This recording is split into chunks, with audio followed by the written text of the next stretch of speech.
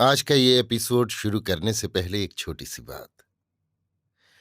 क्या आप भी अपना पॉडकास्ट बनाने की सोच रहे हैं? तो एंकर ट्राई कीजिए। ये पॉडकास्ट बनाने का सबसे आसान तरीका है।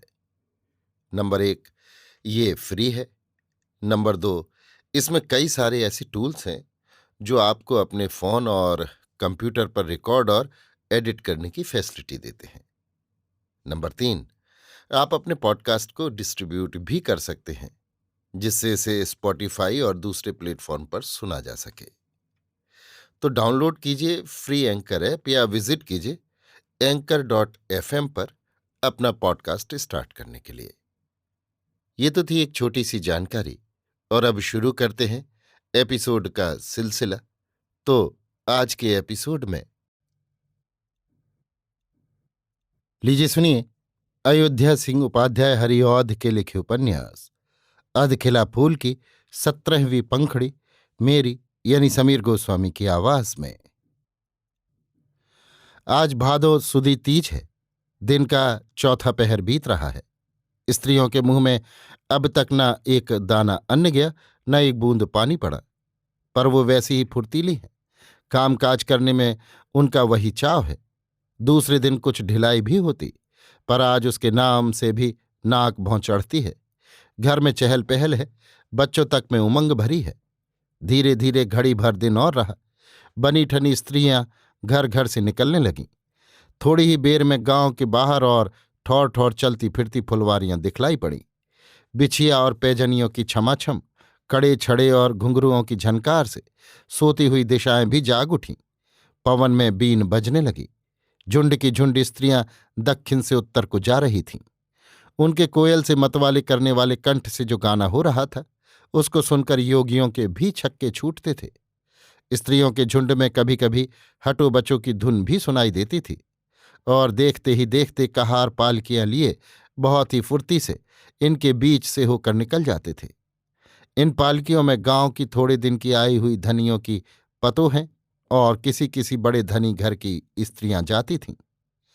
बंसनगर गांव के उत्तर ओर सरजू नदी अठखेलियां करती हुई बह रही है। स्त्रियों का झुंड धीरे धीरे आगे बढ़कर इसी नदी के तीर पर पहुंचा। बंसनगर गांव के ठीक सामने उस पार चांदपुर गांव था। सरजू का ढंग है, सदा अपनी धारों को पलटती रहती है, पर इन दोनों गांवों के पास की धरती कंकरीली है, इसलिए इन दोनों गांवों के बीच वो सदा एक रस बहती। ये दोनों गांव व्यापार की मंडी थे। इस पार और उस पार बड़े अच्छे अच्छे घाट थे। आज दोनों ओर घाट पर स्त्रियों की बड़ी भीड़ है। सरजू नदी कल कल बह रही है। सूरज की किरणें उसमें पड़कर जगमगा रही हैं। लहर पर लहर उठती है, सूरज की किरणों में चमकती है और फिर सरजू की बहती हुई धार में मिल जाती है। पानी के तल पर मगर घड़ियाल उतरा और डूब रहे हैं। पाल से उड़ती हुई नाव आ जा रही है। छोटी मोटी डोंगियां लहरों में डगमगा रही हैं और दूसरी बहुत सी नाव घाट के एक ओर पांति बांधे चुपचाप खड़ी हैं। जब कभी लहरें उठकर घाट से टकराती हैं, एक एक बार रहकर ये नावें धीरे धीरे हिल उठती हैं। सरजू तीर पर दोनों पार बहुत से मंदिर और शिवालय थे। उनमें से बहुतों पर ध्वजा लगी हुई थी, बहुतों पर कलश थे। तीर पर भांत भांत के फूले फले पेड़ थे, और इन सब की छाया जल में पड़ रही थी। धीरे धीरे तीर की स्त्रियों की छाया भी जल में पड़ी।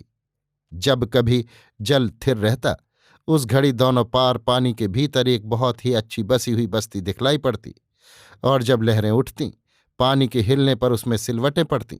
उस घड़ी टुकड़े टुकड़े होकर गांव उजड़ता दिखलाई देता और धीरे धीरे जल में लोप हो जाता।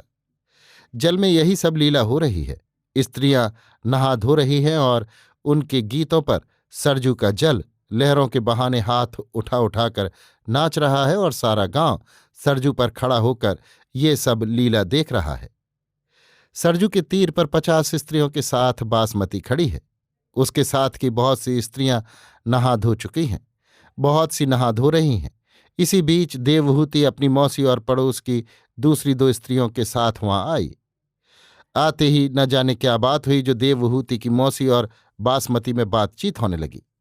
बासमती के साथ की 2-4 स्त्रियां इनको घेर कर खड़ी हो गईं। देवहूति के साथ वाली पड़ोस की दो स्त्रियों को भी बासमती के साथ की दूसरी दो स्त्रियों ने बातों में फांसा और इनमें से भी एक एक को घेर कर बासमती के साथ की 5-5, 4-4 स्त्रियां खड़ी हो गईं। देवहूति आगे बढ़ गई। ज्यों वो पानी के पास पहुंची त्यों उसको भी घेर कर बासमती के साथ की 20-25 स्त्रियां खड़ी हो गईं।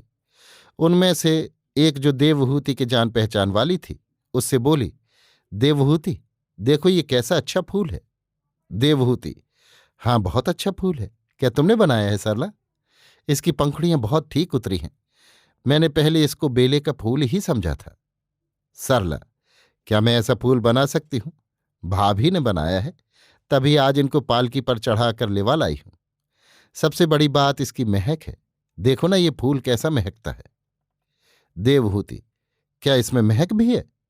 फूल तो बहुतों को बनाते देखा है, पर उसमें महक भी वैसी ही बना देना निरी नई बात है। सरला, देखो ना, हाथ कंगन को आरसी क्या। देवहूति ने हाथ में लेकर फूल सूंघा। सूंघते ही वो अचेत हो गई। उसके हाथ के कपड़े सरजू में गिर पड़े जो आगे को बह निकले, और इसी बीच अचानक कहारों ने एक पालकी उठाई जिसको लेकर वे सब वहां से बड़े वेग से चलते बने। कहारों के पालकी उठाते ही उन्हीं स्त्रियों में से एक स्त्री दूसरी कई स्त्रियों के साथ उन्हीं बहते हुए कपड़ों को दिखलाकर कहने लगी, हाय हाय ये क्या हुआ।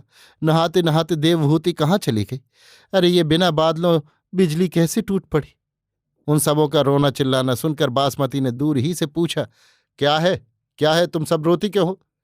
उन्हीं में से एक ने कहा, अभी नहाने के लिए देवहूति जल में बैठी थी, इसी बीच न जाने कौन जीव उसको पानी में खींच ले गया।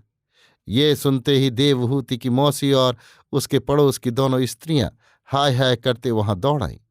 उन स्त्रियों में से कई एक ने देवहूति के पानी में उतराते हुए कपड़ों को दिखलाकर कहा, इन्हीं कपड़ों को खींचने के लिए देवहूति पानी में बैठी थी, अभी नहाने और कपड़ा खींचने भी नहीं पाई थी, इसी बीच घड़ियाल जान पड़ता है उसको पकड़ ले गया। उसकी बातों को सुनकर सब चिल्ला उठी। देवहूति की मौसी की बुरी गत हुई। वो पछाड़ खाकर धरती पर गिरी और कहने लगी, मैं बहन से जाकर क्या कहूंगी। बासमती उसकी ये गत देखकर भीतर ही भीतर बहुत सुखी हुई, पर ऊपर से दिखलाने के लिए उसको समझाने बुझाने लगी। उन सबको रोते चिल्लाते सुनकर 2-4 नावें दौड़ी। कुछ लोग भी पानी में कूदे। सबों ने समझा कोई डूब गया है, पर जब ये सुना कि किसी को घड़ियाल उठा ले गया, उस घड़ी सब हाथ मलकर पछताने लगे। किसी से कुछ न करते बना। थोड़ी ही बेर में घाट भर में ये बात फैल गई। देवहूति को घड़ियाल उठा ले गया। बड़ी कठिनाई से डरते डरते नहा धोकर देवहूति की मौसी दूसरी स्त्रियों के साथ घर आई। देवहूति के घड़ियाल के मुंह में पड़ना सुनकर पार्वती की जो गत हुई उसको हम लिखकर नहीं बतला सकते। अभी आप सुन रहे थे अयोध्या सिंह उपाध्याय हरिऔध के लिखे उपन्यास अधखिला फूल की 17वीं पंखड़ी, मेरी यानी समीर गोस्वामी की आवाज में।